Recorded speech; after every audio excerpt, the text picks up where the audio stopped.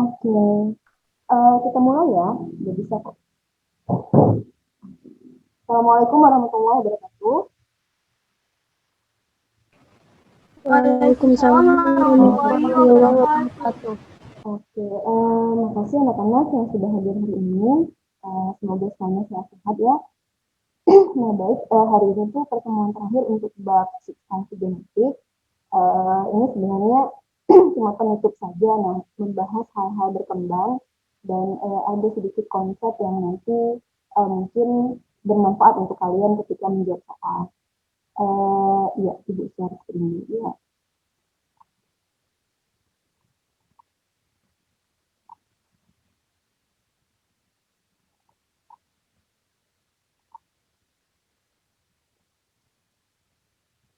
Oke,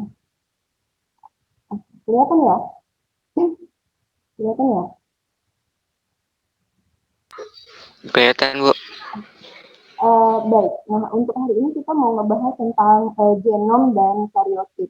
Nah, jadi nanti aplikasinya sih kalau misalnya kalian nggak suka biologi ya hanya sebatas membahas soal.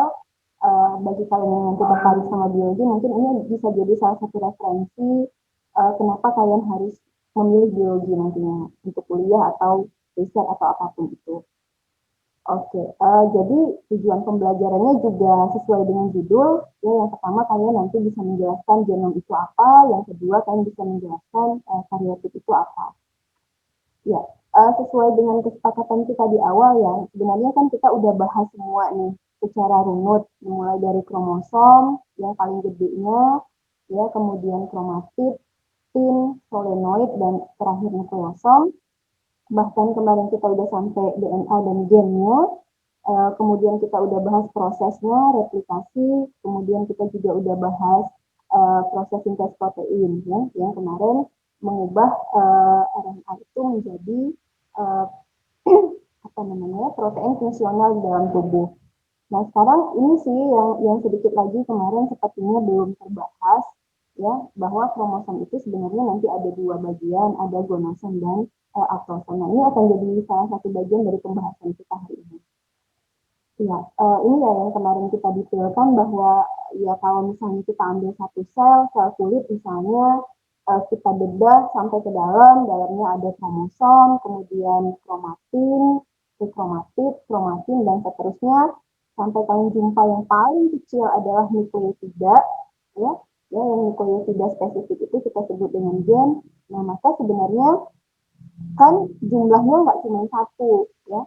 Nah, bentuk yang seperti ini tuh nggak cuma satu, tapi kalau misalnya kita kembalikan ke manusia, maka ada 46 buah atau 23 pasang. Nah, jadi yang sebelah sini itu punya manusia ya. Nah, kalau misalnya kalian kalian lihat dari slide ini ya, secara bahasa genom itu sebenarnya adalah seluruh materi genetik, seluruh materi genetik. Itulah genom. Seluruh materi genetik artinya ya itulah bahasa-bahasa nukleotida, itulah gen-gen yang kemarin kita bahas. Nah, kenapa pakai kata seluruh? Berarti jumlahnya banyak. Nah, makanya kalau kalau manusia saja, karena kita manusia ya, kita bahas manusia dulu. Nah, manusia aja ini kan punya banyak. Nomor satu aja nih udah banyak gen. Nah, jadi yang ditanda-tandai ini sudah terpetakan. Nah, ini gen apa, ini gen apa. Ini kan lokus ya, kemarin kita udah bahas ini lokus. Jadi tempat letaknya gen tertentu itu namanya lokus. Nah, seperti ini. Jadi nomor satu, ini satu dari ayah, satu dari ibu, dan seterusnya. Nah, mungkin akan sedikit berbeda ketika kalian melihat nomor terakhir. Ya, ini ada 24 nah sebenarnya. Ini 24 ini sebenarnya untuk membandingkan saja cewek sama cowok gitu. Nah, sampai 22. Jadi dari nomor satu sampai 22, nah itulah autosom, itulah kromosom tubuh yang nanti bisa menggambarkan bagaimana karakter tubuh kita, tinggi, putih, halus, kusam, dan seterusnya. Sedangkan kromosom yang terakhir, ini kalau pada cowok kayak gini, kalau pada cewek kayak gini. Jadi nggak akan punya kedua-duanya. Ya, kalau punya kedua-duanya nanti jatuhnya cacat. Nah, jadi kalau misalnya di kromosom cowok itu XY, panjangnya akan berbeda. Panjangnya akan berbeda. Jadi Y itu lebih kecil daripada kromosom X. Nah, seperti itu. Nah, ini untuk menunjukkan karakter kelamin. Konsepnya begini ya, ini yang sering sekali miskonsepsi. Semua sel, jadi konsepnya adalah semua sel itu punya 46. Kalau cewek berarti dia ujungnya adalah XX, kalau cowok berarti ujungnya adalah XY. Semua sel ya, kecuali sel gamet. Ya, kalau kita bicara gamet berarti sel sperma atau sel telur. Ya. Selain itu kita punya 46. Nah, dari ke-46 itu, 44-nya itulah kromosom tubuh yang mencirikan karakter tubuh. Nah, sedangkan yang dua lagi itu mencirikan karakter kelamin. Jadi kayak sel kulit punya nggak kromosom kelamin? Punya, sepasang. Semua sel itu tetap punya kromosom tubuh, tetap punya kromosom kelamin. Nah, bedanya apa? Bedanya apa? Kalau sel selain yang dua tadi, ya, sel selain sel gamet, sel kulit, sel rambut, sel jempol, sel mata, sel jantung, nah mereka itu punya kalau 46 berarti punya 44 buah autosom. Nah, sisanya dua biji berarti adalah gonosom kayak gitu. Kalau sel kelamin tinggal bagi dua, berarti dia punya 22 buah autosom, satu buah gonosom. Gitu.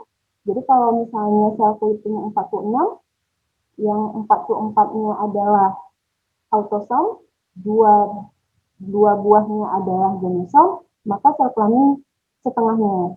Gitu aja sih perbedaannya ya. Itu genom gitu. Jadi kalau misalnya kalian pengen nengok seluruh materi genetik dari manusia itu sudah terpetakan, bahkan sudah dibukukan. Kalau kalian mau baca, sudah ada versi bahasa Indonesia-nya. Nanti ditunjukkan. Nah, apa pentingnya? Apa pentingnya bagi orang-orang yang mungkin tertarik dengan biologi, maka genom ini akan jadi proyek masa depan. Nah, kayak sekarang itu kan lagi heboh nih virus corona ya. Nah, virus corona ini kok bisa mematikan? Nah, kan pertanyaan kayak gitu. Kok bisa mematikan padahal dia itu satu keluarga sama flu. Ya, mungkin yang lebih hebatnya lagi flu burung, SARS.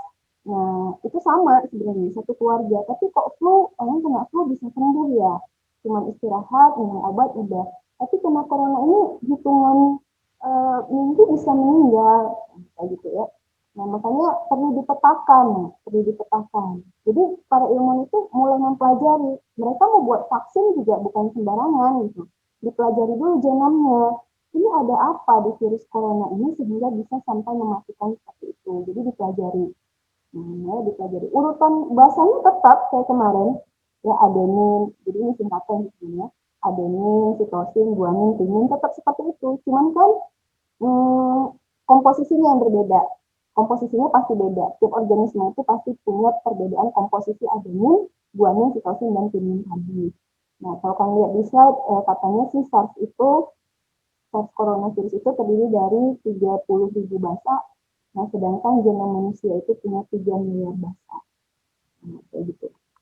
Nah, jadi ini sih gambaran secara visualnya gimana susunan dari kromosom manusia yang di dalamnya pasti sudah terpetakan bagaimana genom itu sendiri.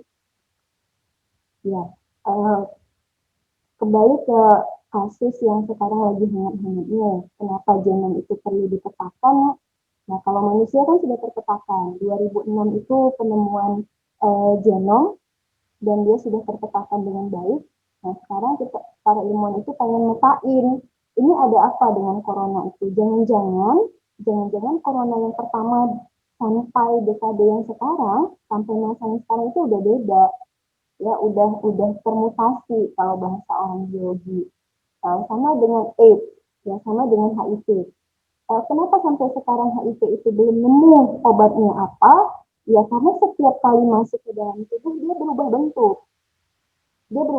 Jadi badan kita itu nggak pernah kenal ini siapa gitu.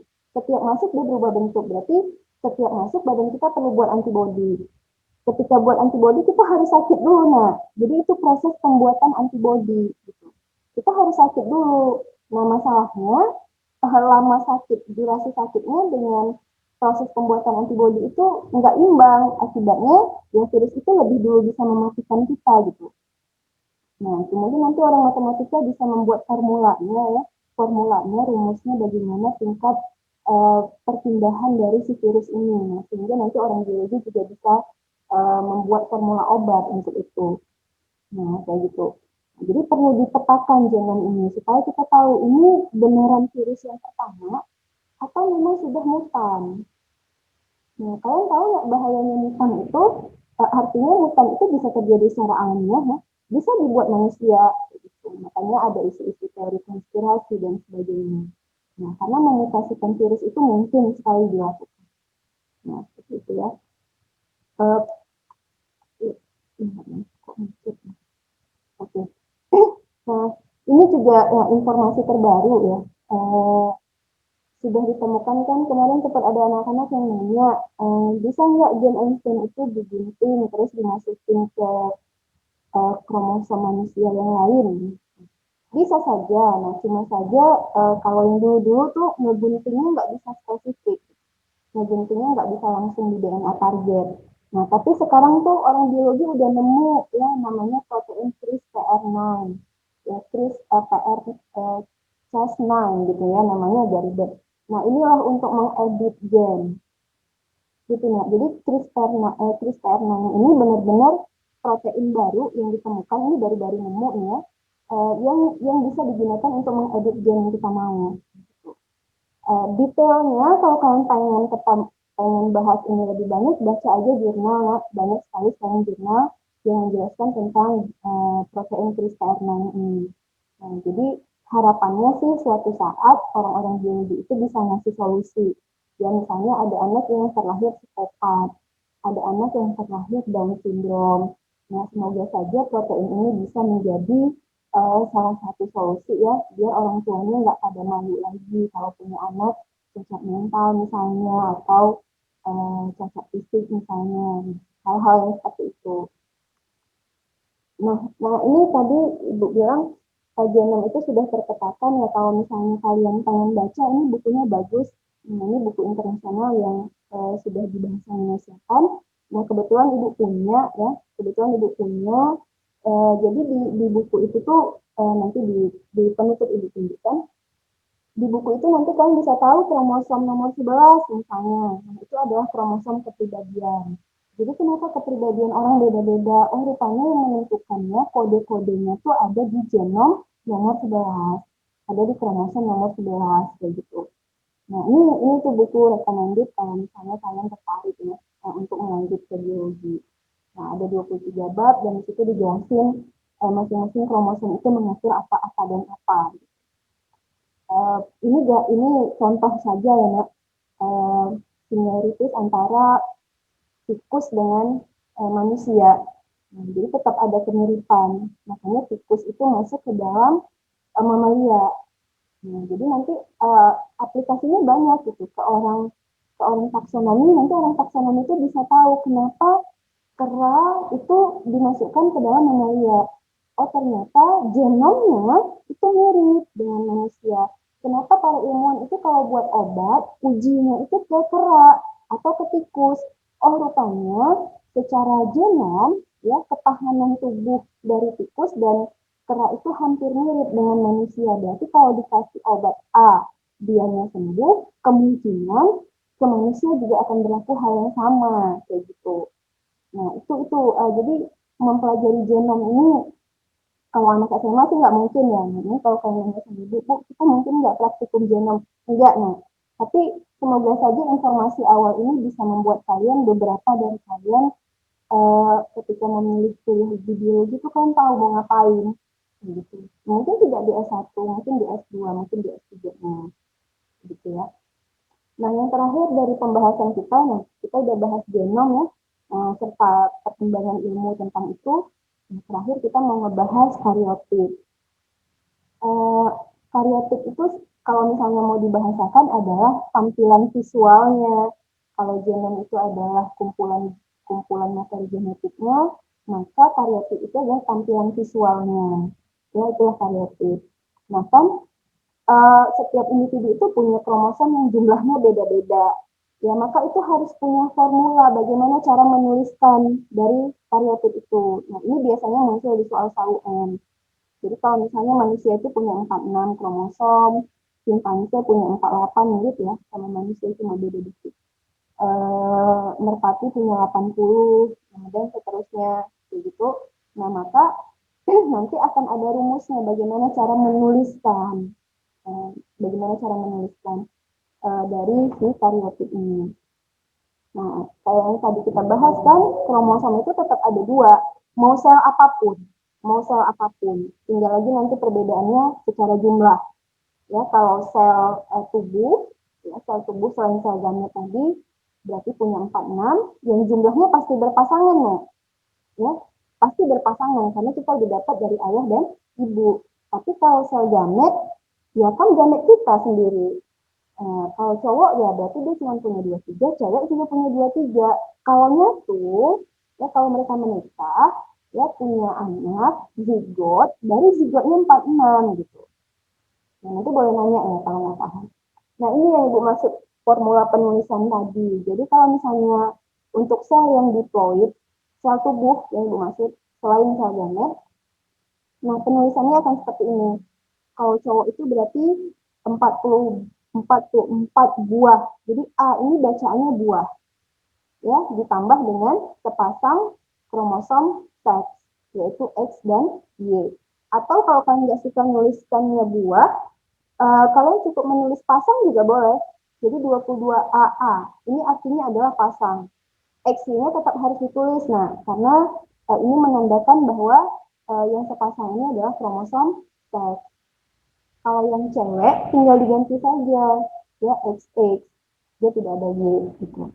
Nah, teruntuk sel kelamin, nah kayak tadi Ibu bilang tinggal bagi dua, berarti autosomnya tinggal 22, kromosom kelaminnya tinggal satu. Ya kalau cowok otomatis akan dua kemungkinan. Kalau tidak punya kromosom yang X, maka punya yang Y. Kalau cewek cuma satu kemungkinan dong, kalau dibagi dua ini tetap aja X. Maka jumlahnya 23. Nah, 22 buah tambah 1, 23. Jadi akan separuh dari jumlah kromosom tubuh. Kayak gitu. Nah, ini aplikasinya juga ada dalam kehidupan ya. Mungkin kalau orang Batak kan sangat penting punya anak laki-laki. Ya. Penentu jenis kelamin bukan di perempuan ya. Penentu jenis kelamin bayi, anak, keturunan itu bukan di perempuan, tapi di laki-laki. Karena kalian yang membawa kromosom Y. Gitu. Kami selamanya akan tetap bawa kromosom X. Jadi kalau secara peluang ya tergantung nanti ini akan ketemu dengan ini si X ini atau ketemu dengan Y, tergantung sperma mana yang selamat kan gitu ya kalau bahas di kelas 2 bab sistem reproduksi yang paling kalian suka. Nah, gitu. Jadi kalau nanti menikah orang Batak misalnya tidak punya anak laki-laki, jangan salahkan istrinya karena penentu jenis kelamin adalah di laki-laki. Ini makhluk dengan jumlah kromosom paling sedikit, namanya lalat buah, Drosophila melanogaster. Kalau kalian pakai parfum buah, biasanya dia akan nempel. Warnanya hijau, kayak lalat gitu. Nah, jadi jumlah kromosom dia cuma 8. Berarti kalau 8 kan rumusnya tinggal, kalau 8 itu berarti rumusnya gimana? Oke, boleh Anis, gimana cara kita menuliskan? Kalau manusia kan tadi cara nulisnya kayak gini, karena jumlah kromosomnya 46. Nah, kalau misalnya jumlah kromosomnya 8, cara nulisnya kayak mana? Kalau sel tubuh. Boleh di-unmute? Masih ada? Bingung? Oke, semoga kalian masih dengerin ya. Jangan-jangan Ibu ngomong sendiri nanti. Ya kalau 8 berarti kan tinggal sisakan dulu yang duanya. Kebetulan misalnya ini lalatnya adalah lalat. Iya. Ada yang jawab? Oh enggak ya. Kalau misalnya lalatnya ini jantan, nah berarti kan 3 gitu ya. Nah, 3 AA gitu ya. 3 pasang kromosom tubuh tambah XY gitu. 3 AA atau kalau kalian mau buat dalam bentuk buah 6A tambah XY gitu ya. Nah, jadi tergantung berapa banyak jumlah dari si kromosom tubuhnya secara total, kayak gitu. Ya. Nah, ini yang Ibu maksud tadi, kalau kromosom kelamin, ya kalau ini induknya kan tubuhnya itu punya 46, yang cewek juga punya 46. Nah, kalau nanti jadi gamet, ini bab kita selanjutnya, nah nanti kita akan bahas. Gamet itu nanti akan setengahnya, jadi tinggal 22 buah. Kalau ini kan pasang ya, 22 buah. Kalau si sperma berarti akan ada 2 kemungkinan. Kalau sel telur cuma 1 kemungkinan. Kalau jadi anak, ya udah kemungkinannya cewek atau cowok. Nah, kalau banci, nanti kita bahas di bab selanjutnya. Kok bisa ada orang banci, bencong, dan seterusnya. Ya, kalau misalnya ini anak kemarin Down syndrome, berarti formula kromosomnya akan sedikit berbeda. Nah, ya cara menuliskannya akan sedikit berbeda karena dia punya 47. Berarti total dia adalah 47. Maka autosomnya kan yang terakhir nomor 23 ya. Berarti autosomnya adalah jumlahnya ada 45, bukan 44. Kalau kita tadi kan 44 ya. Berarti ini 45A tambah kalau anaknya cowok berarti XY. Kalau anaknya cowok cewek berarti XX 45. Nanti kalian akan nemu manusia yang 46 autosomnya, ya totalnya 48 dan seterusnya. Nah, jadi cacat-cacat seperti ini nanti akan kita bahas di bab selanjutnya. Nah, kira-kira sejauh ini ada pertanyaan nggak? Materi kita sebenarnya sudah habis. Ada pertanyaan yang ditanyakan? Ada? Oke. Ada tidak? Biar Ibu tutup kalau tidak ada.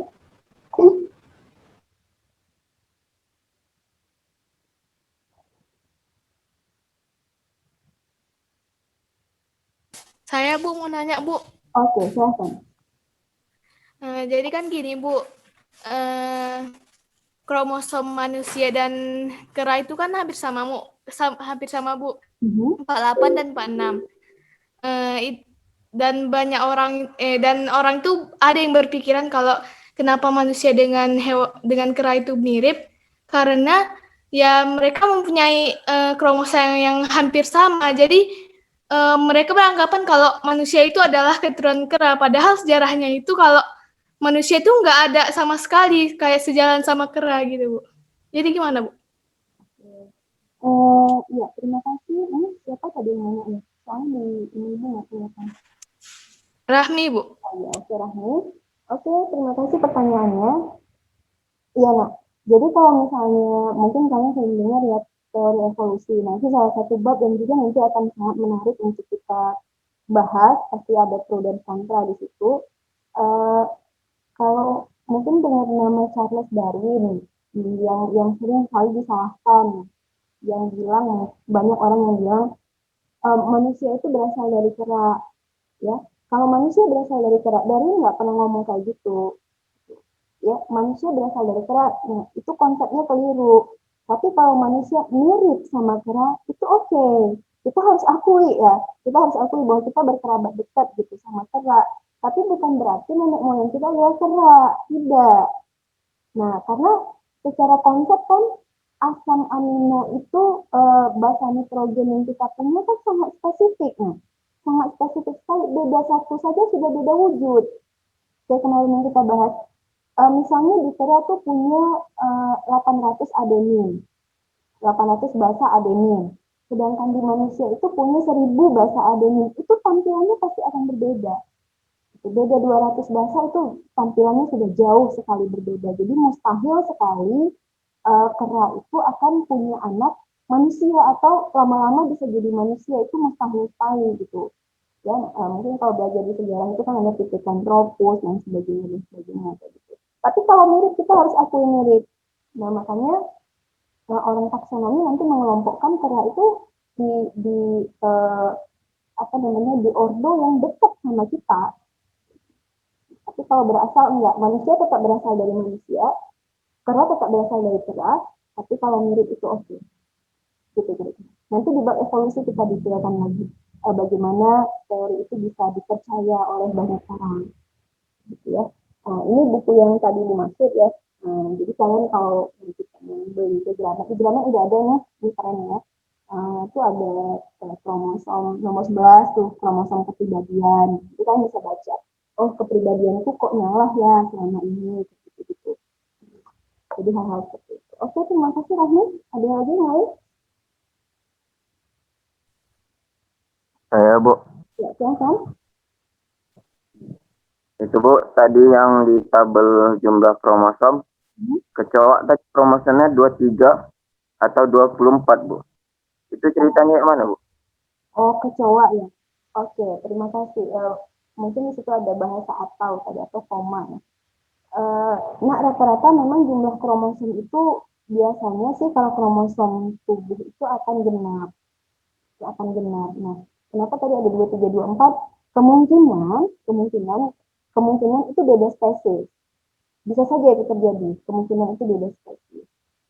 Jadi kayak eh, apa namanya, kucing kan, kucing itu beda-beda spesies, tikus itu juga ada tikus got, ada tikus celurut, nah, itu beda-beda spesies.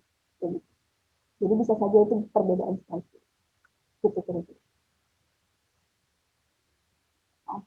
Tapi manusia yang Makasih Bu. ya oke. Kayak manusia kan juga ada yang 47, mungkin 48, tapi kan jatuhnya cacat. Gitu ya. Oke, ada lagi yang lain? Satu orang terakhir sebelum ditutup. Oke, habis ya kayaknya. Ya, terima kasih anak-anak yang hari ini sudah stay di forum Zoom ini. Nanti tugasnya bakal Ibu upload ya di Psikologi. Ada pertanyaan juga nanti boleh jadi. Untuk minggu depan kita udah masuk bab tadinya. Jadi boleh dibaca-baca dulu yang ada di modul. Terima kasih. Ibu tutup dengan Assalamualaikum warahmatullahi wabarakatuh. Waalaikumsalam warahmatullahi Waalaikumsalam wabarakatuh. warahmatullahi Thank you, Bu. Thank you, Bu.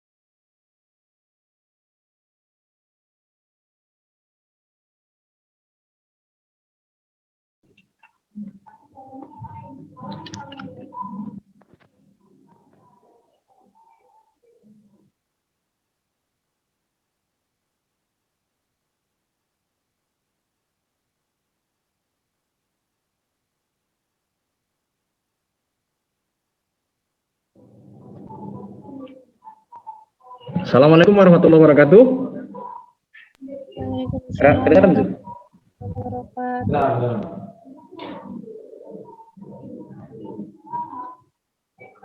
Oke, terima kasih bagi yang hadir.